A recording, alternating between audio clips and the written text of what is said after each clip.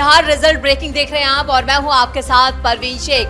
बिहार चुनाव के नतीजे लगभग पूरी तरह से साफ हो चुके हैं और एनडीए की आंधी में आरजेडी तिनके की तरह उड़ गई है। आरजेडी का पूरा सुपड़ा साफ हो गया है। सबसे बड़ी पार्टी के रूप में बीजेपी सामने आ रही है तो नंबर 2 की पोजीशन पर जेडीयू ने बाजी मार ली है। यानी जिन नीतीश कुमार को तेजस्वी यादव अचेत और बेसुध नालायक पता नहीं क्या क्या कुछ कह रहे थे, उन्होंने एक बार फिर तेजस्वी यादव के मुंह पर जोरदार तमाचा मारा है। यानी बिहार चुनाव के नतीजों ने बता दिया है कि बिहार की जनता के लिए नीतीश ही उनके लिए सबसे आगे हैं और एनडीए की सरकार अब बिहार में बनने जा रही है या बिहार में एक बार फिर नीतीश सरकार। और इस पर ज्यादा चर्चा के लिए मेरे साथ जुड़े हुए हैं कैपिटल टीवी के executive editor Rajeev Singh. Sir, Tejashwi Yadav की स्थिति बहुत बुरी इस वक्त नजर आ रही है। जो तेजस्वी यादव 18 नवंबर को शपथ लेने की बात कर रहे थे वो तो अब विपक्ष में बैठने के लायक भी नहीं बचे।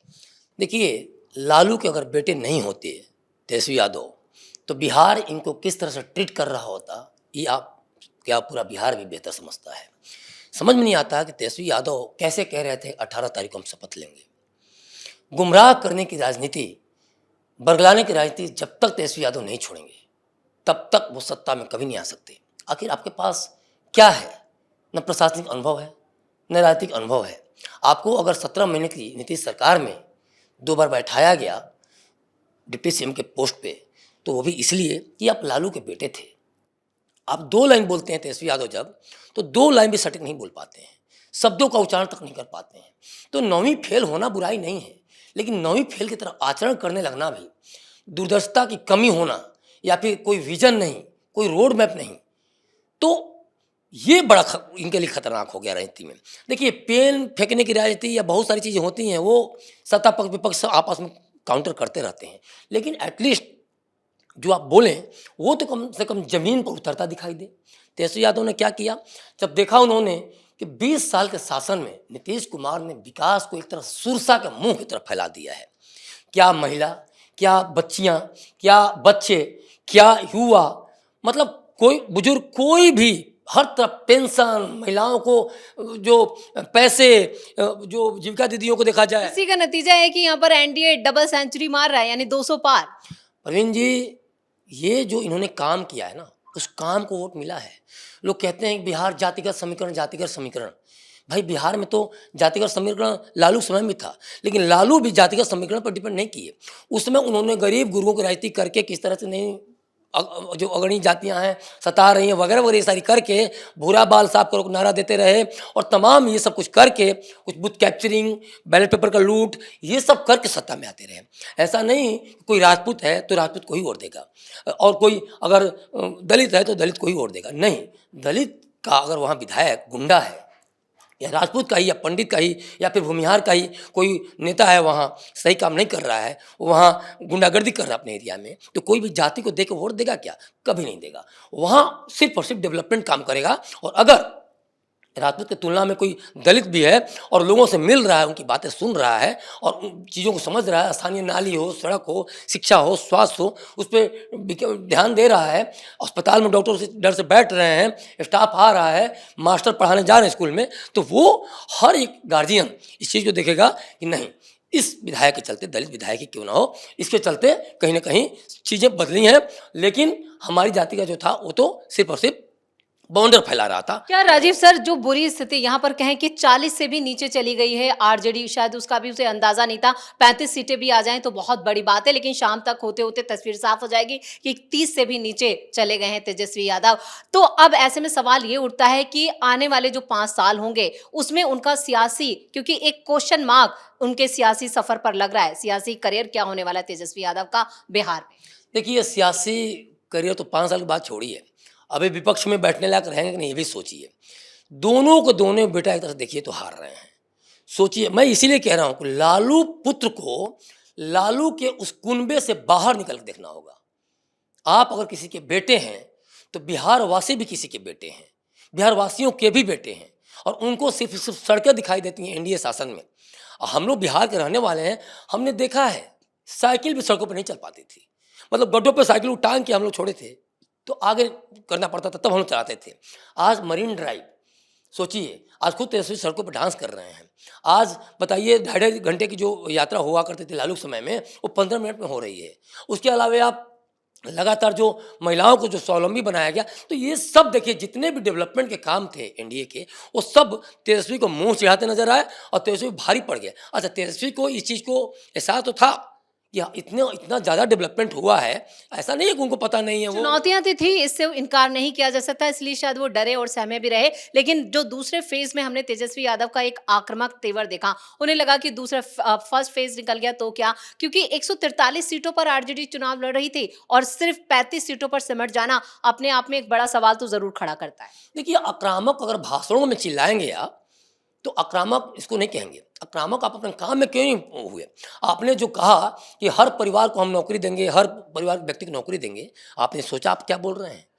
जैसे ही आपने बोला, बिहार की जनता ने समझ लिया कि ये मूर्ख बना रहा है। आप देखिए, 3,16,895 करोड़ रुपया बिहार का बजट है, और तेजस्वी यादव ने जो घोषणाएं की, चाहे जीविका दीदियों को लेकर की, चाहे जितने भी डेवलपमेंट को लेकर उन्होंने एक तरह से कहा जाए कि फर्जी जो सपने दिखाए, वो लगभग 40 लाख 50 लाख करोड़ करीब में उसका बजट बैठता है। कहाँ से पैसा लाएंगे आप? बिहार की जनता को आप मूर्ख बना रहे हैं। आसपास इनको करना क्या चाहिए था कि एनडीए की जो घोषणाएं थी, तो उसके आसपास रखना चाहिए था। ये बहुत ज़्यादा जरूरी था, क्योंकि एनडीए ने तो 20 साल का काम एक तरह से करके एक तरह रोड मैप दिया हुआ था। विजन जो उनका था उसके आसपास था। मतलब उन्होंने इतनी सड़क बनाई, तो उसके बाद की सड़क बनाने की बात कर रहे हैं। ये नहीं कि तेजस्वी यादव तरह गड्ढे में सड़कें थीं और अब सोच रहे हैं कि पूरा का पूरा लंदन की तरह सड़कें बना लूंगा। इनके पिता जी हेमा मालिनी को लेकर कितना फेमस हुए थे कि जो बोले थे कि हेमा मालिनी के गाल की तरफ बेली रोड की सड़कें बना दूंगा। इस तरह के मतलब वो ये कहा करते थे, सड़कें अच्छी होंगी तो गाड़ी एक्सीडेंट कर जाएंगी, बस गड्ढे रहेंगे गाड़ी रुक रुक के चलेगी, ये सोच थी। तेजस्वी यादव को ये चीज़ देखना चाहिए था कि जिस तरह से जंगल राज के चेहरे से बचने के लिए लालू को अपने पोस्टर पर नहीं आने दिया, संजय यादव की सलाह पे, जो उनके रणनीतिक सलाहकार हैं, तो उनको ये काम में भी दिखना चाहिए था। उल्टा मोदी ने विकास और जंगल राज को लाके वो चिपका दिया। इनके रणनीतिकार को ही गलती थी कि जो प्लान बना रहे थे वो कहीं ना कहीं उसमें भी चुके हैं तेजस्वी यादव। लेकिन तेजस्वी यादव अगर अपनी राघोपुर सीट नहीं बचा पाते हैं राजीव सर, तो क्या जो लालू की विरासत है वो तेज प्रताप के हाथ लगेगी?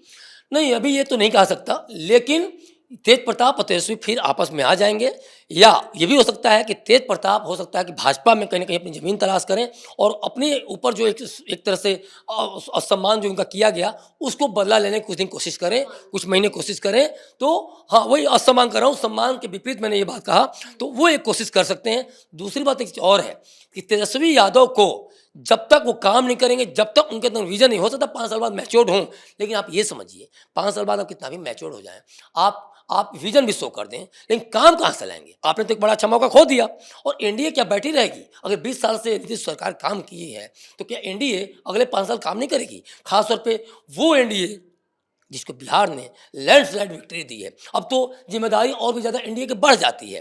अब तो जो घोषणाएं हुई हैं उसका अगर 70-80% भी होता है, तो बिहार तो मुझे लगता है कि विकसित राज्यों में भी देखा जाए सबसे आगे निकल जाएगा। तो ये तेजस्वी के लिए अब जो देखा जाए, इस बार जो 2025 में चुनौती थी, उससे कम से कम 10 गुना ज़्यादा चुनौती बढ़ जाएगी। और मुझे नहीं लगता है कि तेजस्वी यादव चाह के भी 15-20 साल तक आने वाले हैं। राहुल गांधी वाला हाल होगा, बस बैठे रहिए, सपने देखते रहिए, सत्ता आपको नहीं मिलने वाली है। लेकिन तेज प्रताप यादव का आपने जिक्र किया, तेज प्रताप यादव भी अपनी सीट बचाते हुए नजर नहीं आ रहे। महुआ से वो भी शर्मनाक हार रहे हैं। यानी लालू प्रसाद यादव के दोनों बेटे, क्या उनमें सियासी जो समझ है वो उसकी कमी है, या फिर सिर्फ जो गलत रणनीतिकारों से गिरे उसकी वजह से ये सब हो रहा है? देखिए, सियासत की समझ कहाँ से बनेगी? लालू यादव ने न इनको पढ़ने दिया ठीक से, न उन्होंने ये समझा कि पढ़ लिख जाएंगे तो अच्छी तरह से राजनीति को भी समझेंगे। तो हुआ क्या कि जो वरिष्ठ नेता थे राजद में वही चलाते रहे, और जब लालू कमजोर हुए तो हावी हो गए। अब्दुल बारी सिद्दीकी खुद कहते हैं कि जननायक नहीं है, आप कहते हैं अपने आप को जननायक, और उसके बाद वो कह देते हैं जननायक में अभी बहुत बाकी हैं। कर्पूरी ठाकुर खुद तेज प्रताप भी हमलावर हो गए कि लोहिया, कर्पूरी ठाकुर और अम्बेडकर बनना हो, गांधी बनना हो, तो उसकी तरह उसके राह पे आदर्शों पर चलना होगा। दूसरी बात एक चीज़ और है, तेज प्रताप की भी बात करते कि तेज प्रताप शर्मनाक हार इसलिए नहीं हारना कहा जाएगा कि अभी तुरंत उन्होंने पार्टी बनाई जेजेडी, उसके बाद वो चुनाव लड़ रहे हैं, तो यादव वोटों का नुकसान तो हुआ है। तेजस्वी के हार के पीछे एक बहुत बड़ा कारण ये भी है। तो तेज प्रताप कहीं थे नहीं, उनको ये पता था कि एक थोड़ा सा हम उनको डेंट लगाएंगे और ये उन्होंने डेंट लगाया। यो यादवों ने इस चीज़ को समझा कि जो तेजस्वी यादव, जो लालू यादव अपने परिवार को, अपने बेटे को नहीं समझे, अपने भाई को नहीं समझे, वो सामान्य यादवों को, सामान्य कार्यकर्ताओं को क्या समझेंगे। तो ये एक बहुत बड़ा मैसेज गया। और देखिए तेजस्वी यादव के उसमें देखा जाए तो तेज प्रताप यादव की छवि जरूर कहीं कमजोर थी, क्योंकि इनको कहीं से कहीं पिता की तरफ से सीधे ट्रांसफर किया गया था। लेकिन तेज प्रताप को पता था वो जीतने वाले नहीं हैं, इसीलिए मुकेश रोशन पे लगातार हमलावर थे। और इसमें क्या हुआ कि ये एक तरह से डेंट तो लगा गए, ठीक है, खुद तो जीते नहीं, लेकिन यादवों को कहीं ना कहीं उन्होंने मार दिया, तेजस्वी को कहीं ना कहीं उन्होंने हराने का काम किया। ये अपने आप में बहुत बड़ा वो चीज़ है। तो इसीलिए मैं कह रहा हूँ कि अगर लालू यादव इन बच्चों के नाम से एक तरह घोटालों को लालू ने क्या किया है, घोटाले ट्रांसफर किए हैं। लालू यादव अपनी सियासत को, अपनी समझ को ट्रांसफर किए होते तो नहीं। कभी क्रिकेट खेलेंगे, क्रिकेट में भी यही कहते थे कि ये पॉइंट होता रहता है, राजनीति में भी यही हुआ, पीछे लघु बने रहते हैं। कहने के लिए तेजस्वी यादव को लालू पुत्र होने से आगे कर देने से थोड़ी हो जाए कि आगे हो जा रहे हैं। राजनीति की समझ होनी जरूरी है। आपको पूरा का पूरा जो बिहार का जो समीकरण है, जाति का समीकरण है, डेवलपमेंट के समीकरण है, उनको समझना होगा। लेकिन हमेशा तेजस्वी यादव लालू पुत्र बन के बोलते रहे, और यही इनके लिए बार बार तेजस्वी सरकार, तेजस्वी सरकार, तेजस्वी सरकार, लो अपनी विधायकी बचाना ही मुश्किल हो गया। तो एक बहुत बड़ा वो चीज़ देखा जाए तो ये बहुत बड़ा उनके हार का कारण बन रहा है। और ये सबसे बड़ा कारण था लालू का कहीं ना कहीं अपना जो एक समझ थी बिहार की राजनीति की, उसको ट्रांसफर नहीं करने के कारण। चलिए राजीव सर, इस तमाम बातचीत के लिए बहुत बहुत धन्यवाद। तो जिस तरह से तेजस्वी यादव और तेज प्रताप यादव आपस में टकराते रहे, पारिवारिक टकराव भी तेजस्वी यादव के अगेंस्ट किया, और ये आरोप लगते रहे कि जो तेजस्वी अपने परिवार को नहीं संभाल पाए वो बिहार को क्या संभालेंगे। और बिहार की जनता ने भी इसी का जवाब दिया है। 40 से भी नीचे जो है